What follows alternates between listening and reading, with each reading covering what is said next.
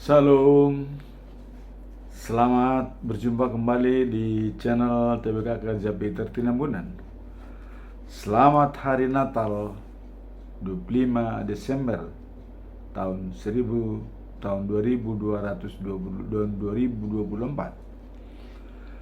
Semoga damai Natal ini membawa kita semakin bersahabat dengan Tuhan dan juga sesama manusia sebagai terang yang diberikan oleh Tuhan Allah untuk menerangi dunia. Dan semoga Natal ini menjadi semakin menguatkan iman percaya kita kepada Tuhan sebagai pembawa damai. Dan berbahagialah orang yang membawa damai, karena dia disebut sebagai anak Allah.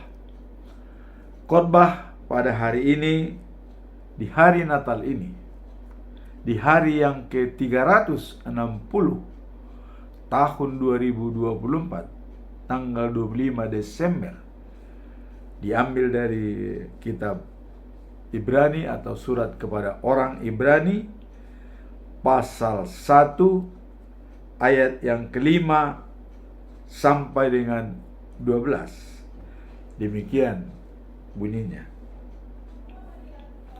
Anak-anak Allah lebih tinggi daripada malaikat-malaikat. Inilah perikopnya. Ayat 5. Karena kepada siapakah di antara malaikat-malaikat itu pernah ia katakan, anakku engkau telah kuperanakkan pada hari ini, dan aku akan menjadi bapanya, dan ia akan menjadi anakku. Dan ketika ia membawa pula anaknya yang sulung ke dunia, ia berkata, semua malaikat Allah harus menyembah dia. Dan tentang malaikat-malaikat ia berkata, yang membuat malaikat-malaikatnya menjadi badai, dan pelayan-pelayannya menjadi nyala api.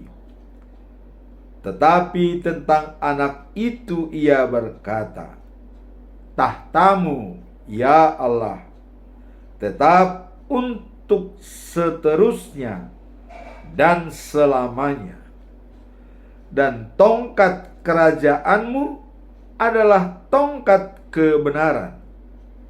Engkau mencintai keadilan dan membenci kefasikan.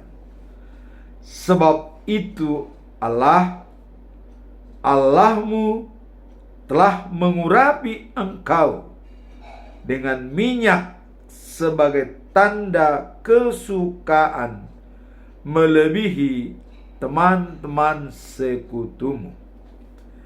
Dan pada mulanya, ya Tuhan, engkau telah meletakkan dasar bumi, dan langit adalah buatan tanganmu.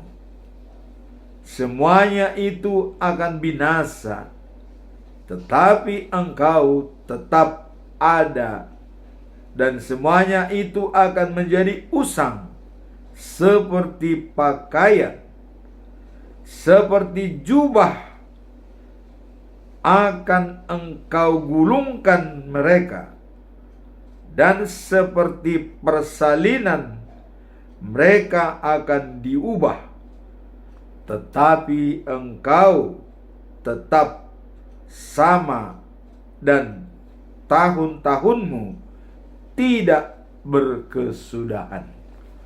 Demikian bacaan firman Tuhan. Nah, kemudian prakhotbah atau epistel pada hari ini adalah diambil dari kitab Titus, ya, pasal yang ketiga ayat 4 sampai dengan ke-7. kelakuan orang Kristen. Tetapi Allah penyelamat kita menunjukkan kasih dan kebaikan hatinya kepada kita. Ia menyelamatkan kita bukan karena kita sudah melakukan sesuatu yang baik, melainkan karena Ia sendiri mengasihi kita. Ia menyelamatkan kita melalui Roh Allah yang memberikan kita kelahiran baru dengan jalan merubah kita. Allah mencurahkan Roh-Nya kepada kita dengan perantaraan Yesus Kristus, Raja Penyelamat kita, supaya oleh rahmat Yesus kita berbaik kembali dengan Allah dan kita mendapat hidup sejati dan kekal yang kita harapkan. Inilah prakhotbah atau mendahului khotbah yang tadi kita bacakan. Dan sebelum kita membahas prakhotbah dan khotbah pada hari ini, kita tetap mengacu pada pedoman bulan Desember dengan topik kenakanlah perlengkapan senjata terang, dan dijabarkan dalam Yohanes pasal 1 ayat 9. Terang sesungguhnya yang menerangi setiap orang sedang datang ke dunia. Hari ini sudah datang ke dunia terang dari Allah melalui anaknya yang tunggal, Tuhan kita Yesus Kristus. Dan terang itu adalah merupakan kehidupan yang menjamin bagi kita untuk selama-lamanya. Dan sekarang dalam khotbah kita melihat keunikan daripada terang yang datang tersebut. Anak-anak Allah melebihi daripada malaikat-malaikat. Nah, sekarang kita masuk dalam prakhotbah, yaitu dikatakan bahwa kelakuan orang Kristen. Dan di sini inti daripada prakhotbah adalah supaya oleh rahmat Yesus kita berbaik kembali dengan Allah dan kita mendapat hidup sejati dan kekal yang kita harapkan. Jadi berbaik kembali. Apakah ada hubungan kita yang kurang baik dengan Tuhan Allah? Disitulah rencana Allah yang hakiki untuk menyelamatkan dunia. Pada waktu kemarahan Allah di awal, pada waktu zaman sebelum Nabi Nuh, Allah melihat manusia-manusia bumi ini sangat-sangat kurang baik, di mana seenaknya di dalam hal perkawinan, mengambil perempuan-perempuan cantik, manusia-manusia ilahi, ya. Nah, sehingga Allah murka. Wah, ini dunia ini harus dihukum.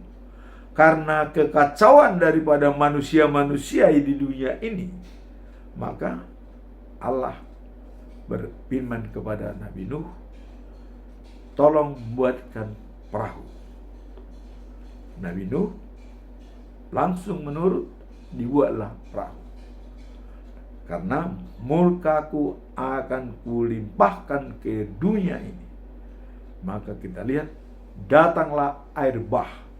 Semua makhluk hidup mati, manusia dan juga binatang. Dan hanya yang tinggal adalah Nabi Nuh bersama anak-anaknya dan juga berapa binatang yang dimasukkan di dalam perahu tersebut. Nah, dengan kejadian itu Allah telah berjanji bahwa tidak pernah lagi menghancurkan manusia dengan secara langsung seperti yang diperbuat dengan air bah. Maka dibuatlah perdamaian tanda sebagai pelangi, di mana ada musim hujan dan ada musim panas, sehingga menyelamatkan manusia dari ancaman banjir dan juga panas. Sehingga pelangi adalah merupakan tanda perdamaian yang diberikan oleh Allah kepada manusia sebagai janji bahwa tidak lagi memusnahkan manusia. Nah, pada saat itu adalah ribuan tahun, maka pada waktu Daud berpikir dengan baik sesuai dengan kehendak Allah, Daud mengatakan waktu itu, waktu dia sebagai raja, saya enak, tenang di rumah, di istana dengan kayu aras Libanon dan megah. Tapi kemah Tuhan, perjanjian, kemah, peti perjanjian berada di kemah. Pikiran Daud ini, maka dia langsung menyatakan kepada Nathan, saya akan membangun rumah Tuhan untuk menempatkan peti perjanjian itu di dalam bait suci. Allah langsung merespon pikiran daripada Daud.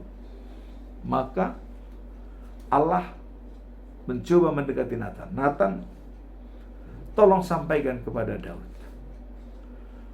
bukan dia yang membangun rumah bagiku, tetapi anak kandungnya sendiri yang membangun rumah bagiku. Kita tahu anak kandung daripada Daud adalah Raja Salomo yang membangun rumah Tuhan selama 48 tahun. Itu yang pertama.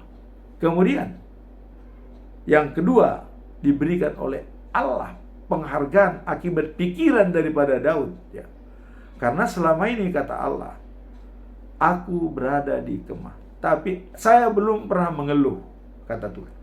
Tapi belum pernah ada orang yang dari Mesir sampai ke Gunung Sinai, sampai mau ke Jericho, yang menawarkan seperti yang dikatakan oleh Daud. Inilah penghargaan Allah kepada, maka dikatakan, dari keturunanmu akan datang raja dari segala raja dan memimpin di Sion selama-lamanya. Inilah yang dijanjikan oleh Tuhan kepada Daud. Dan dari keturunan Daud datang terang. Itulah dikatakan Yesus melalui Yusuf dan Maria. Nah, jadi dengan kedatangan Yesus, itu sudah dijanjikan oleh Allah akan datang di kerajaan Daud dan meminta selama-lamanya. Dan itulah Yesus. Dan ini pun dikatakan untuk juru selamat, untuk memperbaiki keadaan dunia, agar banyak yang bertobat dan menjadi pengikut Tuhan. Nah, tadi dikatakan dalam prakhotbah ini adalah supaya oleh rahmat Yesus kita berbaik kembali dengan Allah. Berbaik kembali. Hubungan yang retak, yang kacau balau itu diperbaiki kembali dengan kedatangan Tuhan Yesus ke bumi ini. Jadi Yesus tugasnya adalah memperbaiki hubungan antara manusia dengan Allah yang sudah mulai tidak lagi menghiraukan apa pesan daripada Tuhan sebelumnya dan tidak taat kepadanya. Maka kedatangan Yesus adalah mengembalikan hubungan baik dengan Tuhan Allah. Nah, kemudian kita masuk dalam khotbah hari ini.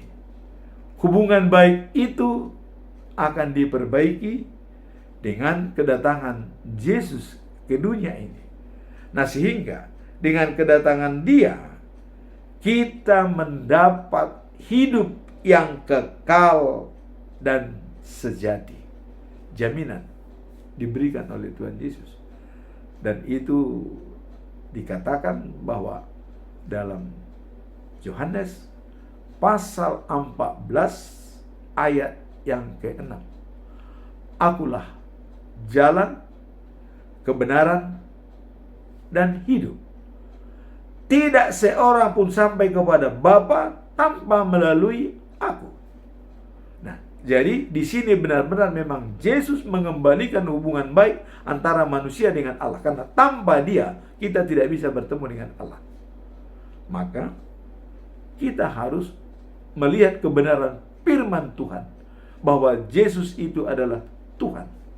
Sebagai wakil daripada Allah yang turun ke dunia ini. Dari mana kita melihat bukti kalau Yesus itu adalah Tuhan? Kita lihat.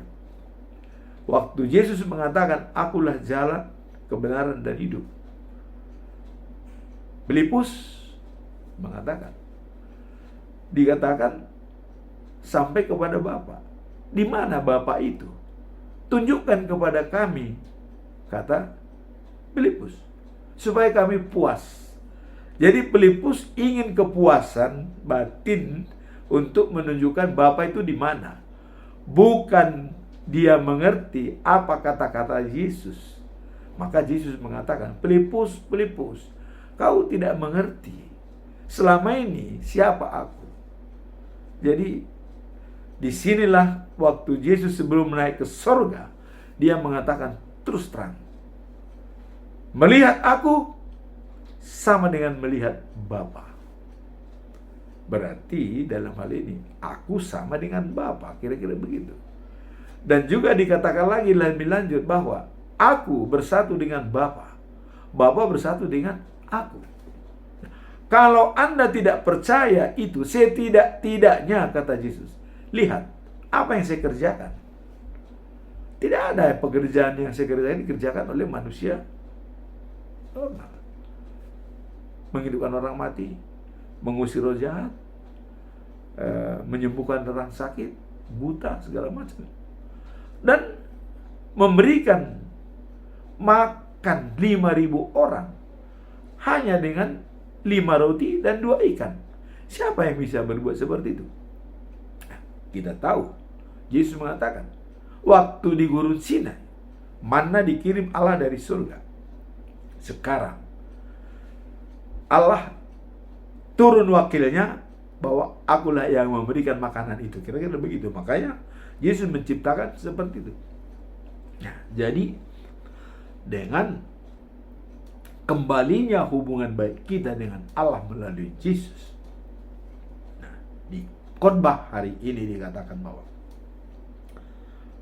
biar tidak ada keraguan lagi daripada seluruh manusia yang ada di dunia ini. Dikatakan bahwa Yesus lebih besar dari para malaikat. Berarti kalau Yesus lebih besar daripada malaikat, ya, Yesus bisa memerintahkan malaikat. Sama dengan Allah mengirim malaikat, ya, waktu mau sebelum kelahiran Yesus, Allah mengirim malaikat Gabriel kepada Maria, ya, bahwa Maria, kau adalah yang istimewa di mata Allah. Maka dari kandunganmu lah lahir Yesus. Kau akan mengandung dan beri nama itu adalah Yesus. Maria mengatakan, mana mungkin, saya perawan, Dari mana bisa saya mengandung? Saya masih perawan. Tidak ada berhubungan dengan pria lain. Pada waktu itu dia bertunangan dengan Joseph, ya, Yusuf. Tapi Allah mengatakan kepada Gabriel, bagi Allah tidak ada mustahil, disampaikan oleh Gabriel kepada Maria. Dan itu kuasa roh Allah akan menjamah Maria, karena anak itu adalah anak Allah. Maria langsung legowo. Semoga terjadi apa yang kau katakan itu, karena saya adalah hamba Tuhan. Langsung menerima. Tidak lagi memikirkan dia masih perawan. Bagaimana bisa dia rusak perawannya? Tapi dia legowo. Kehormatannya dirusak, tidak peduli, demi damai atau juru selamat yang datang ke bumi ini. Kehormatan segala macam dia tidak pikirkan. Dan juga pengorbanan daripada Yusuf. Dia tidak ragu untuk menjadi suami daripada orang yang melahirkan, ya, tanpa melalui hubungan badan. Tapi Yusuf legowo, diterima, maka Yesus lahir. Nah, sekarang dengan kelahiran Tuhan Yesus, ada yang unik yang saya katakan tadi, bahwa dalam ayat khotbah hari ini, yang unik adalah bahwa Yesus adalah lebih tinggi daripada malaikat-malaikat. Jadi anak Allah lebih tinggi daripada malaikat-malaikat. Apa makna dan pesan moral daripada perikop ini? Ini menggambarkan kekuasaan Yesus sebagai anak Allah, ya, menekankan pentingnya, ya, menekankan dan posisinya yang unik dan berbeda dari makhluk ciptaan lainnya, khususnya malaikat-malaikat. Inilah kelebihan daripada Yesus. Dan ini juga bisa menjadi dasar kebenaran firman Tuhan, bahwa Yesus tidak sama dengan malaikat, bahkan lebih tinggi dari malaikat. Dan di atas malaikat, tentu itulah dikatakan Allah, yang selama ini kita mendengar bahwa Allah yang memerintahkan malaikat. Sekarang Yesus lebih tinggi dari malaikat.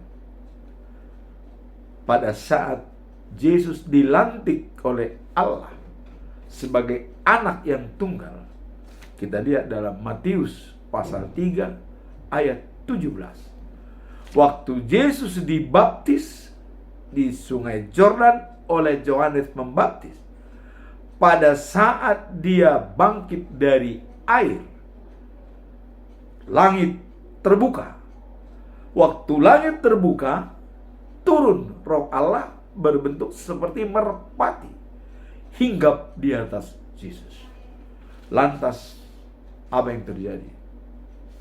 Suara terdengar dari surga yang mengatakan, inilah anakku yang kukasihi, kepadanya aku berkenan, dia menyenangkan hatiku.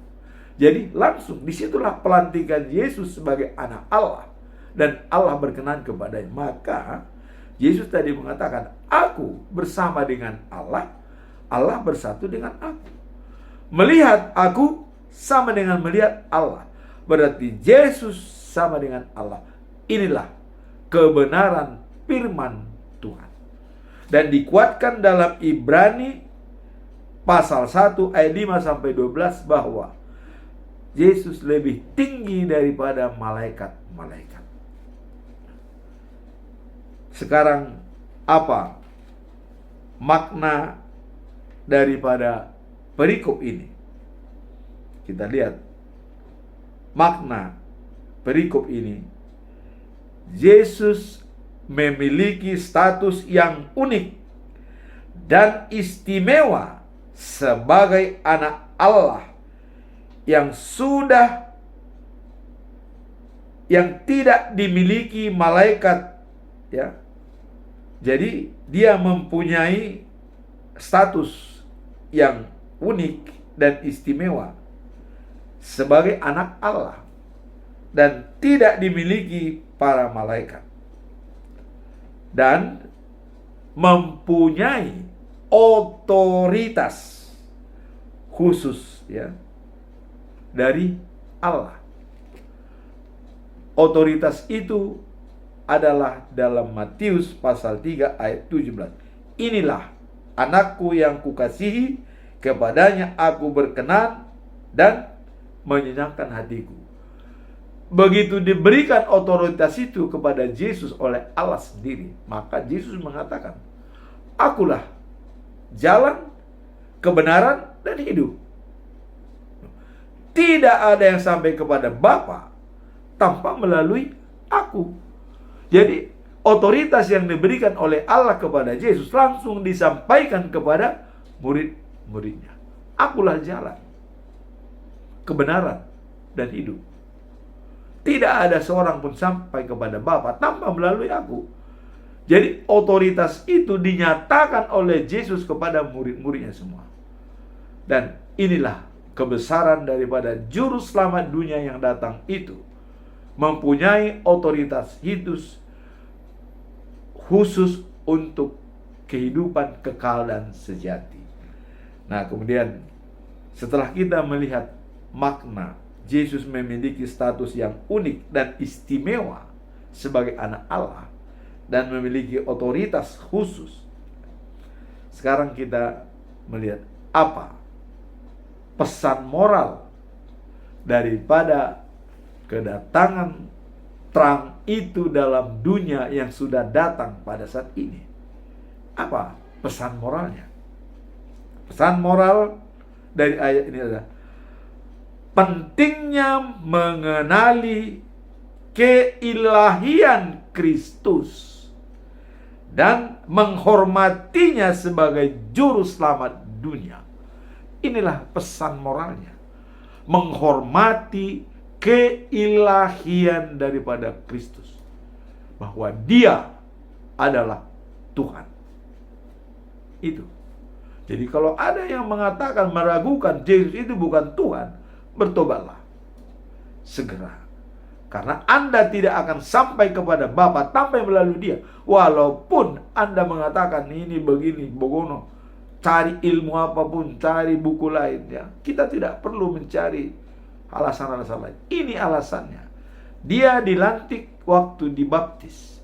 Nah, kemudian otoritas itu diberikan oleh Allah kepada dia. Inilah anakku yang kukasihi, kepadanya aku berkenan.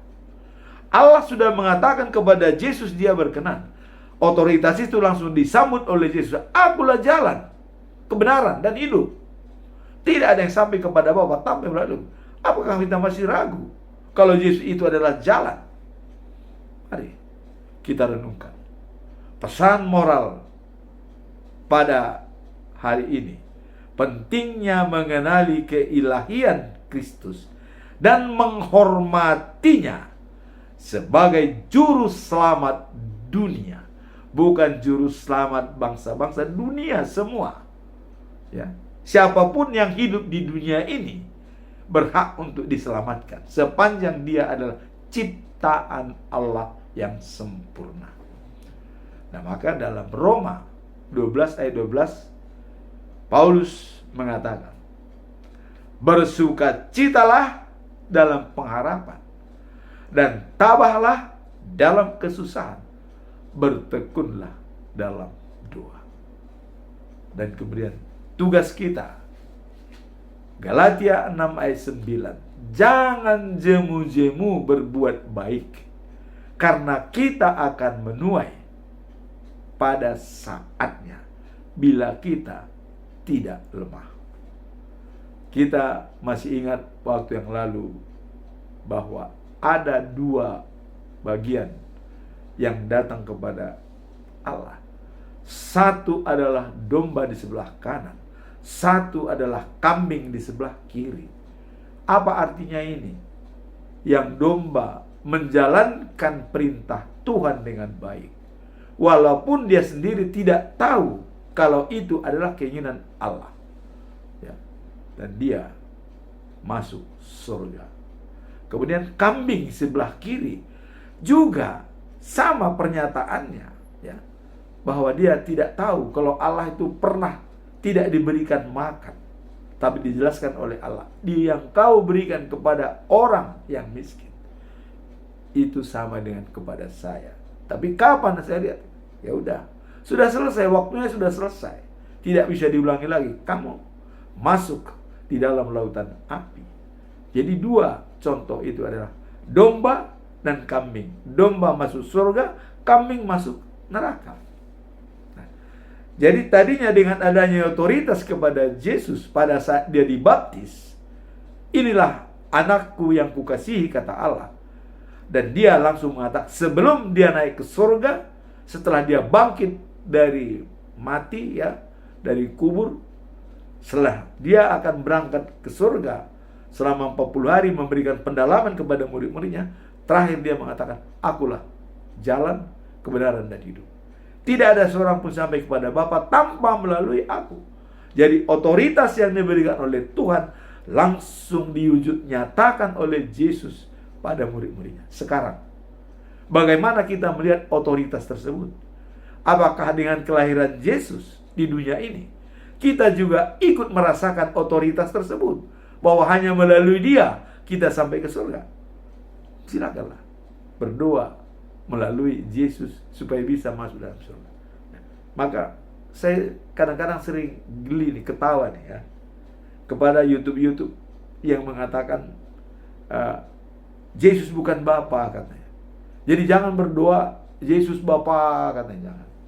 Dan kepada Elia juga saya lihat, ya, mengatakan bahwa menyalahkan orang berdoa kalau mengatakan Yesus adalah Bapa.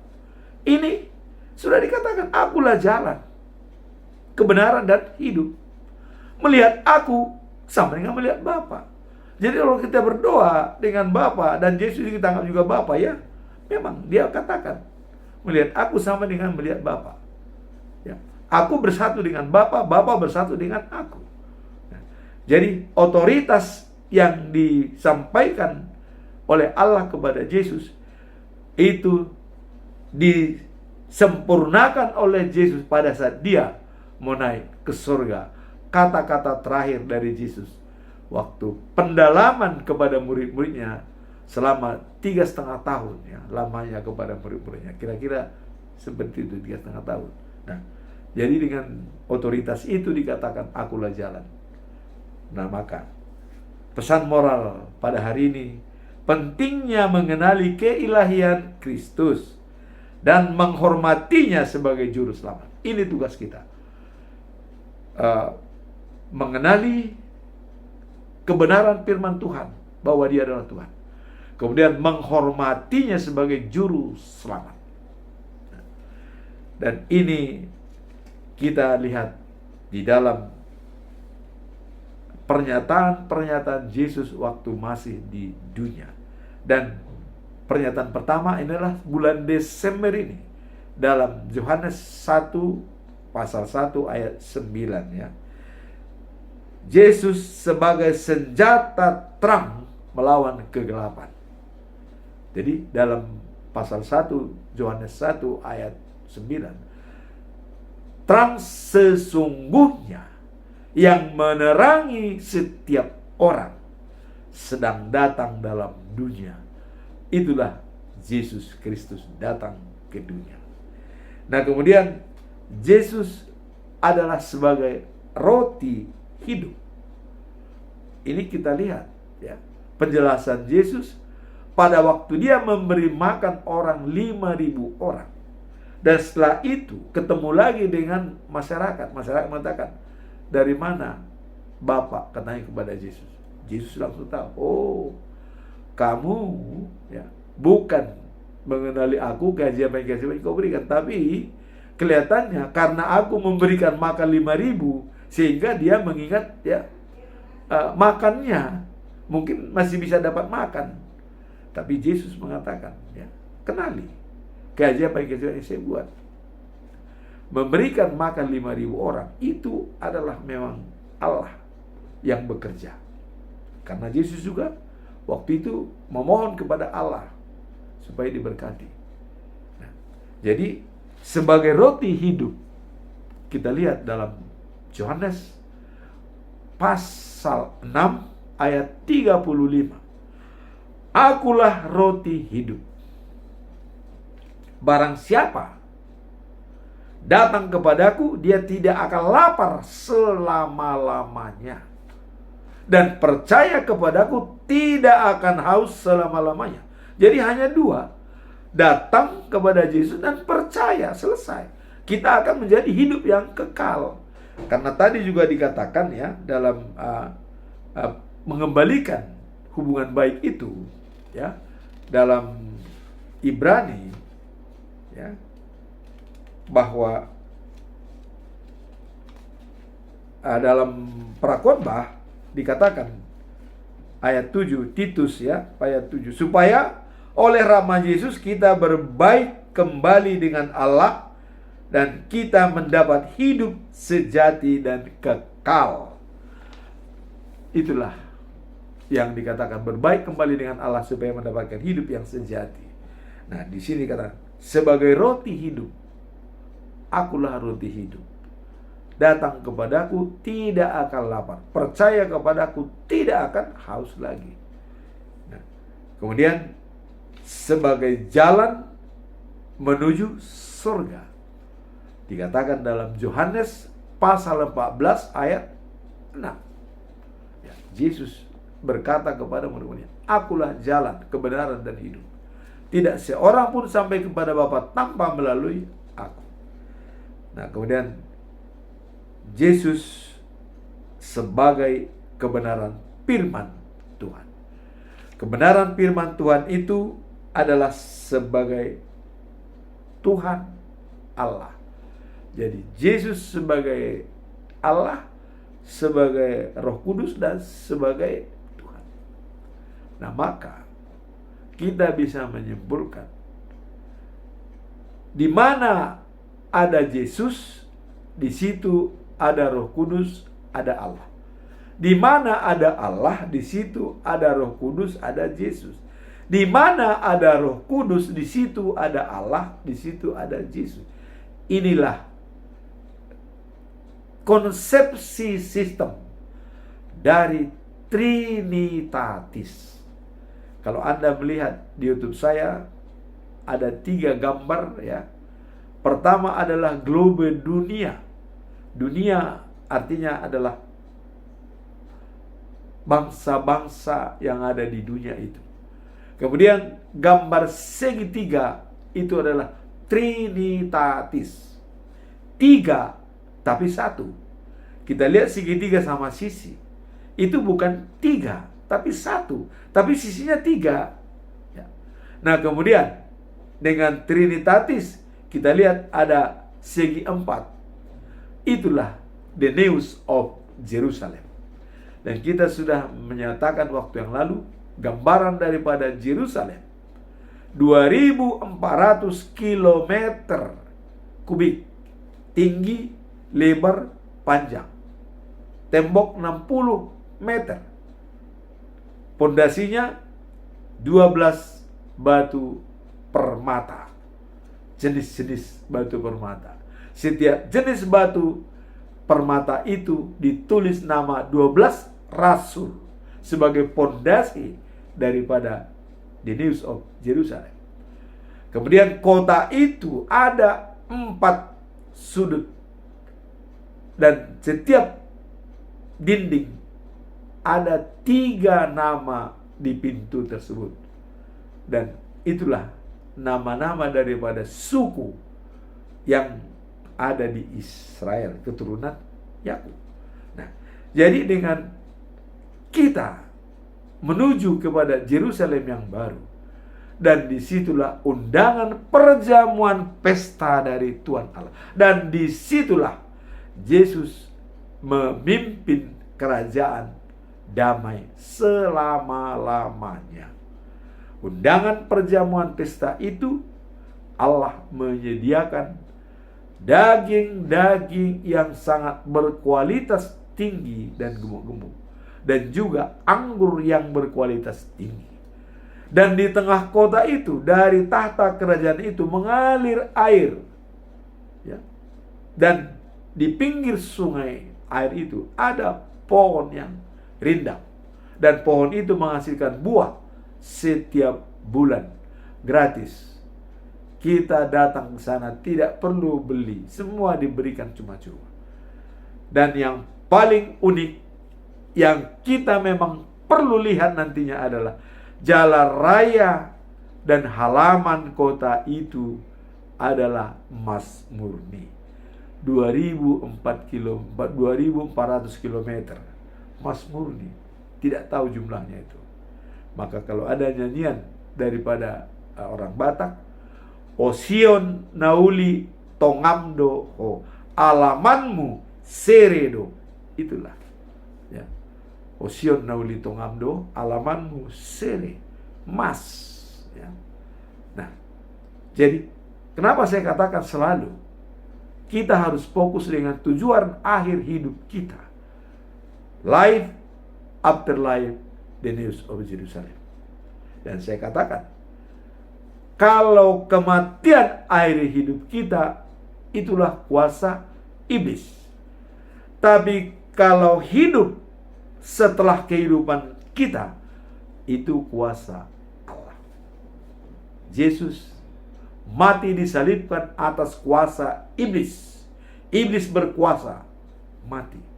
Dan dia bangkit pada hari ketiga adalah kuasa daripada Allah. Dan inilah contoh yang baik bagi umat Kristiani yang percaya kepada Yesus, akan sama seperti Yesus. Maka Paulus mengatakan, ya, dia tidak takut mati. Bahkan dikatakan, saya di dunia ini pun saya senang melayani. Tapi kalau saya berangkat pun, saya juga tidak. Karena itu pengharapan saya dalam Roma 12 ayat 12, ya, dikatakan, bersukacita dalam pengharapan, tabah dalam kesusahan, dan bertekun dalam doa.